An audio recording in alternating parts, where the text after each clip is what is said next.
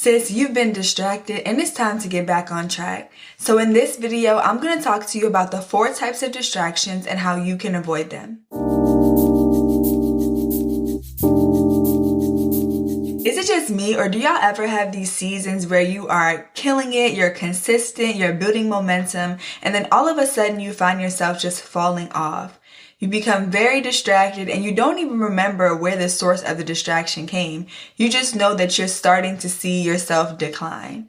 That's been the kind of season that I've been in, where I have been hitting the ground running and really executing at the top of my game all year. And then I noticed that little by little, I started to do less of the things that were helping me to gain momentum, and I started to fall into some of my old habits. And usually when this happens, I recognize that I could be a little burnt out or tired, and then sometimes I'm just plain distracted.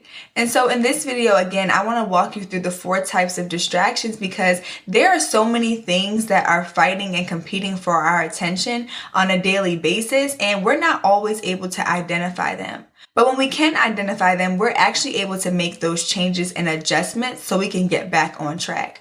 So if you're watching this and you're noticing that you've been falling back into procrastination, or you just haven't been showing up in the way that you're used to, this video is for you.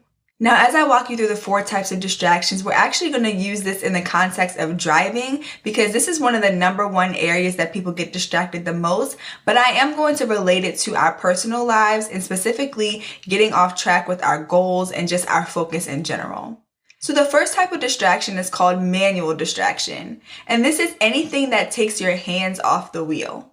These are things like eating, drinking, using your phone while driving. These are things that literally require you to take your hands off the wheel.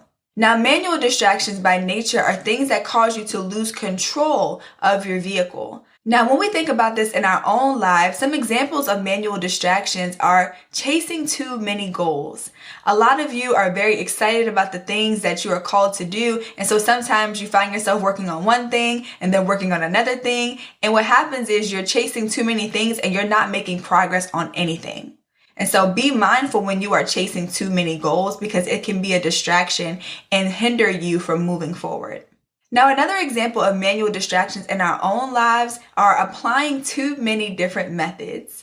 Now, this is for all of my information hoarders out there who want to know the best way to do everything. And so you spend all this time researching, not even realizing that you're collecting all of this information, and everybody has their own unique way of doing things. So what this is causing for you is decision paralysis. You are trying to filter through all of that information, and you are exhausting yourself mentally so that you don't even have the energy to do anything physically. So be careful and mindful of when you're in that research phase that you are finding a method that works for you and actually testing it out and moving forward, instead of just having a bunch of theoretical concepts in your mind. When you are applying too many methods, you are taking your hand off of the thing that you were originally working on and putting it on something else. And then you're losing control and you don't even know which one is working, because you're constantly switching back and forth. Now, the final example that I want to give you for manual distractions in our lives is your desire for control and not wanting to do things God's way. God has a very unique way of doing things. And so sometimes when we don't see the fruit of what God is doing, we decide to take our hands off of His plan and try to put our hands towards our plan. And it never really works. The Bible says that there are many plans in a man's heart, but it is the Lord's plans that will prevail. And so you have to be careful that you are not veering off of God's plan for your life because it's not working fast enough for you. You have to trust and release that control, or you'll find yourself working in the wrong direction. You have good things and you have God things. And so you want to make sure that you're staying focused on the God things and not getting distracted by good things or things you feel like you should be doing. Now, back to the analogy of driving, the next type of distraction is called visual distraction. And this is anything that takes your eyes off of the road. These can be things like billboards, signs. Sometimes people are driving crazy. Those type of things cause you to take your focus off of your driving and focus on external things. Keeping your eyes focused on the road is critical, and the same thing applies in your everyday life. So some examples of visual distractions in your everyday life include Number one, social media. Okay, we have too much exposure in other people's lives. And what happens is we take our eyes off of what we're doing and then we put them on other people's journeys.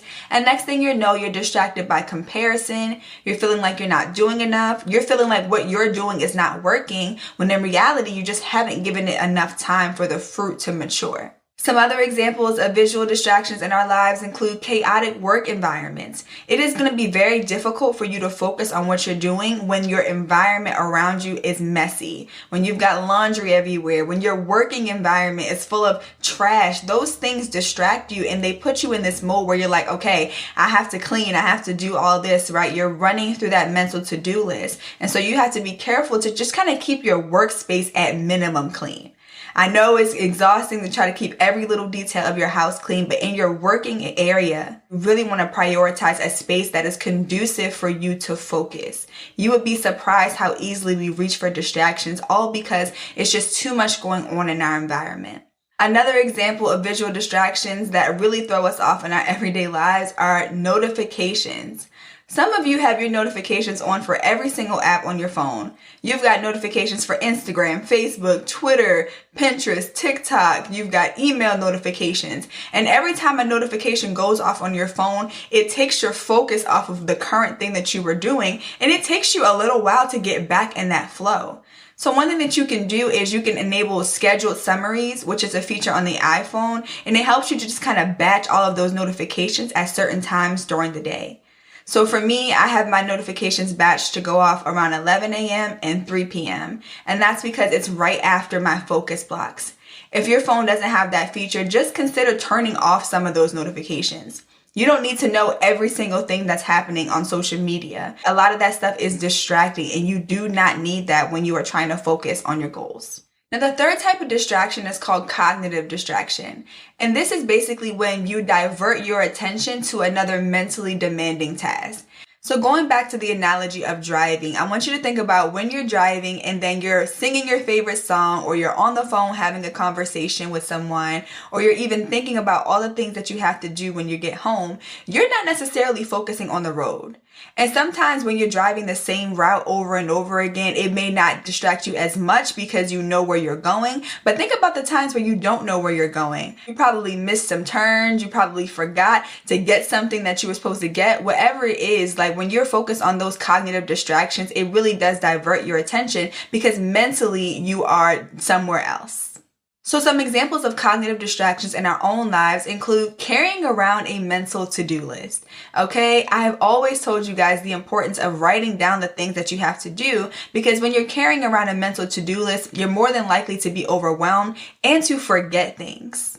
So if you're not already writing down your to-do list, take it seriously, because you'll be able to focus a lot more when you already have your intentions planned out for the day. Another example of cognitive distractions in your real life is multitasking, okay? When you are multitasking, you are not getting anything done. You have a bunch of seeds, again, planted in different areas, but you'll find at the end of the day that you haven't got one of those things done. Multitasking is not effective. I don't care who told you it was, it is not. You're really going to see progress on your goals when you're able to focus on one thing at a time. And it's okay to work on more than one thing, but you want to get that one thing that you're focused on to the point where it can pretty much run on its own and it doesn't require a lot of mental capacity before you decide to move on to the next thing. Now, another type of cognitive distraction that we don't think about a lot is our emotions. Our emotions can hinder our ability to focus. When we're not dealing with those emotional and spiritual wounds, sometimes those things can build up and they can really take our focus off. Think about a time where you've been going through grief. It's probably really difficult for you to focus on what's in front of you because emotionally, you're carrying so much baggage. And when you don't deal with those things, even if you don't realize that you haven't dealt with them, they are a distraction and you don't have the capacity to fully show up properly. So not casting your cares to God can cause you to build up an anxiety and make it difficult for you to focus. Recently, I had a bunch of things that I was just dealing with emotionally that I hadn't written down, and I had even stopped journaling because I thought I was fine. But when I journaled, I realized how much I was carrying on my own, and that's why I was so weighed down. And so for you, make sure that you are casting your cares to God daily because He cares about you. He cares about the little things that are kind of clogging your mind. He cares about your children, about the things that have to be done. All of those things that you carry around, you can give those things to God so that you can free up your mental space to do what you need to do. Philippians chapter 4 verse 8 in the Passion Translation talks about fixing your thoughts, and I want to read it to you. So keep your thoughts continually fixed on all that is authentic and real, honorable, admirable, beautiful and respectable, pure and holy, merciful and kind. And fasten your thoughts on every glorious work of God, praising Him always.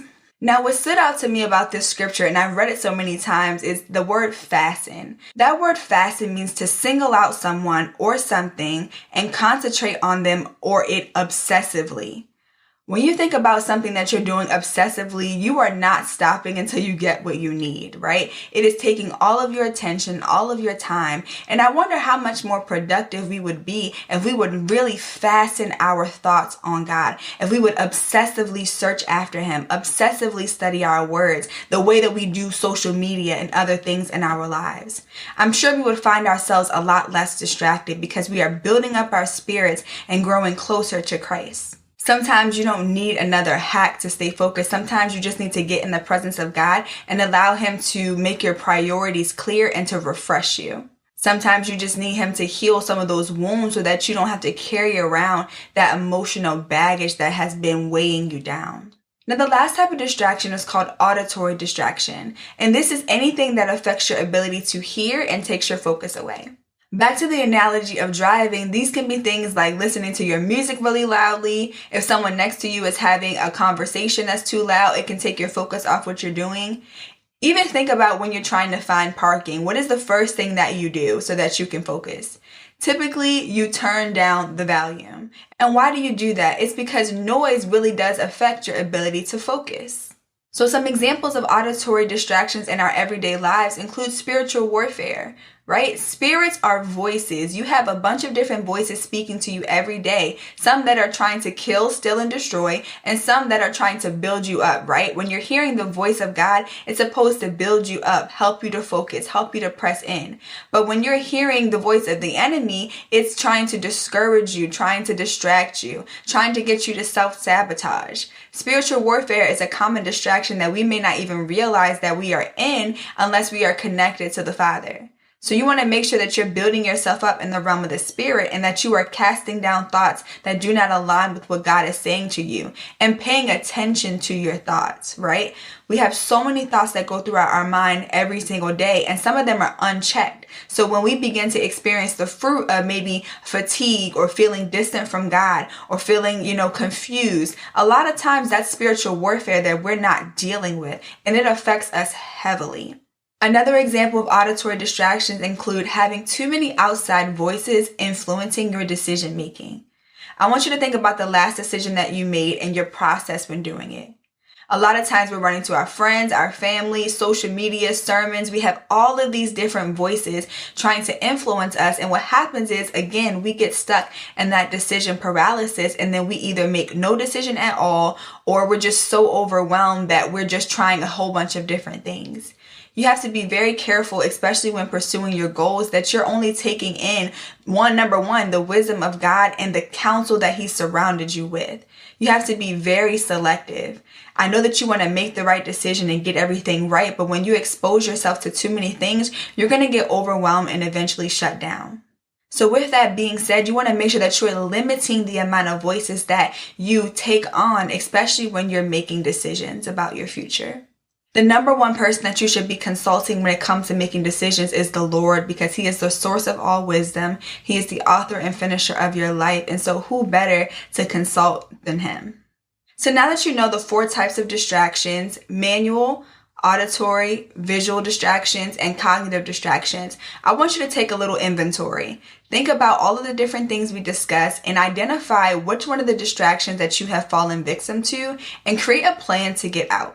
The plan doesn't have to be long and complicated. It just has to work for you. For me, there have been a lot of visual distractions, so I am limiting the time that I spend on social media. I schedule my notifications so that I'm not feeling very overwhelmed, and I'm spending more time in the Word of God and less time consulting others. I'm in a building season, and so I have to do what's best for me, and you have to do what's best for you. So I hope this has been helpful. Let me know what type of distraction you've been facing in the comments below, and I will talk to you on the next video.